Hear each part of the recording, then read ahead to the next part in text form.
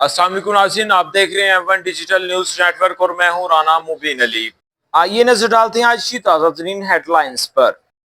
فیصل آباد میں گلفشاں کالونی میں بیوہ خاتون نے پولیس اور کرایہ دار کے خلاف دہائی دے دی۔ سوشل میڈیا پر گردش کرتی تصاویروں میں گھر کی کٹی وائرنگ اور پنکھے چوری ہونے کی مبینہ ثبوت M1 digital news net work نے حاصل کر لیے۔ فیصل آباد تھانہ صدر جڑا والا کی حدود میں ڈنڈوں سوٹوں سے مسلح افراد کا گھر میں داخل ہو کر خاتون پر مبینہ طور پر بےایمانہ تشدد کی ویڈیو سوشل میڈیا پر وائرل۔ مقدمہ بازی کی رنجش پر مخالفین گھر کا بیرونی دروازہ توڑ کر اندر داخل ہوئے۔ متاثرہ خاتون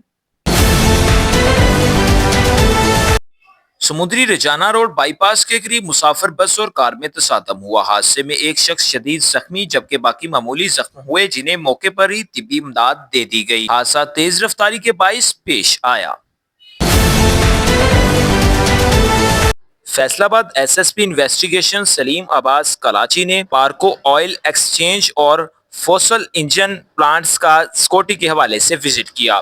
وزٹ کے بعد SSP انویسٹیگیشن کا کہنا تھا کہ سکیورٹی کے حوالے سے کسی قسم کی بھی کوتاہی برداشت نہیں کی جائے گی۔ DPO جنگ ساجد حسین کی قیادت میں جنگ کے مختلف تھانوں میں کھلی کچہری کا انعقاد کیا گیا۔ اس کے بعد شہریوں کے مسائل کو سننے کے بعد فوری طور پر حل کیا گیا۔ فیصل آباد میں کمشنر راجہ جہانگیر انور کی زیر صدارت پبلک پارکوں کی بحالی اور کھیلوں کی سہولت کی فراہمی کے لیے اعلیٰ سطح پر اجلاس کا انعقاد کیا گیا۔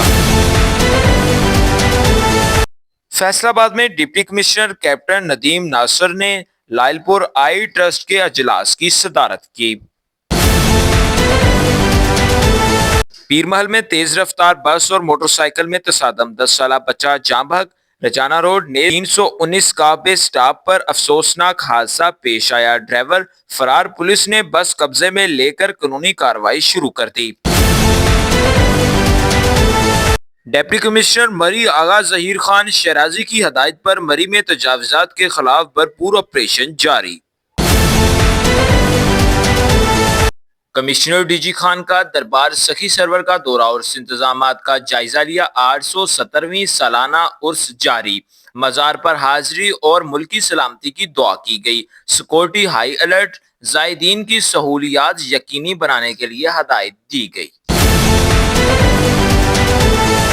خانپور میں پیرا فورس کی کارروائیاں جاری، بڑی مقدار میں غیر قانونی سگریٹ برآمد۔ نان ٹیکس پیڈ اور نان کسٹم پیڈ سگریٹ تحویل میں لے لی گئی۔ حکام کا کہنا ہے کہ قومی خزانے کو نقصان پہنچانے والوں کے خلاف کریک ڈاؤن جاری رہے گا۔ وزیر اعظم پنجاب کا پٹرول کی قیمتوں کے حوالے سے بڑا اجلاس منعقد کیا گیا۔ وزیر اعظم پنجاب کا کہنا تھا کہ دنیا بھر کے ممالک میں پٹرول کی قیمتیں دوگنا ہو چکی ہیں۔ حکومت نے مہنگائی کے اس طوفان کو عوام تک پہنچانے سے روک رکھا ہے اور پٹرول کی قیمتوں کو برقرار رکھنے کا فیصلہ۔ ایران اور اسرائیل کے درمیان جنگ شدت اختیار کر گئی۔ اسرائیل نے ایران کے اندر میزائل اور فوجی تنصیبات پر بڑے حملے کیے اور جبکہ ایران مسلسل میزائل اور ڈرون حملوں سے جواب دے رہا ہے۔ ایرانی میڈیا کے مطابق صورتحال انتہائی کشیدہ ہے، جنگ مزید پھیلنے کا خدشہ برقرار ہے۔ اسرائیلی فوج نے باپ کے سامنے 8 ماہ کے فلسطینی بچے کا جسم سگریٹ سے داغ دیا۔ آپ دیکھ رہے تھے M1 digital news net work. اسی کے ساتھ مجھے اجازت دیجیے گا۔ خدا حافظ۔